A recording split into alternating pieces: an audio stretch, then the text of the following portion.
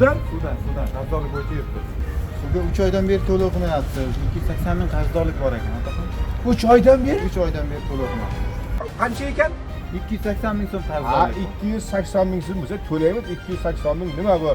Mana 300 ming so'm qo'shimchasini to'laymiz mana. Yo, bizda naqd pul olish taqiqlangan 2024-yil 1-dekabrdan boshlab. Siz telefon orqali, mobil ilova orqali to'lashingiz mumkin. Oson, klik, paynet. Agar telefoningiz bo'lsa, bir ko'rsatib o'rgatib ketishi mumkin. Telefoningiz bormi? Hurmatli iste'molchilar, xabaringiz bor, 2024-yilning 1-dekabridan boshlab respublika miqyosida ichimlik va oqova suv xizmatlari uchun to'lovlarni elektron shaklda qabul qilish tizimiga o'tildi. Nazoratchi va suv ta'minoti xodimlariga to'lovlarni naqd pul ko'rinishida amalga oshirish to'xtatildi.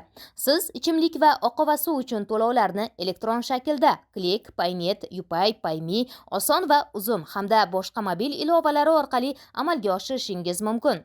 Unutmang, ilovalar orqali to'lovlarni amalga oshirish vaqtingizni tejashga ham yordam beradi.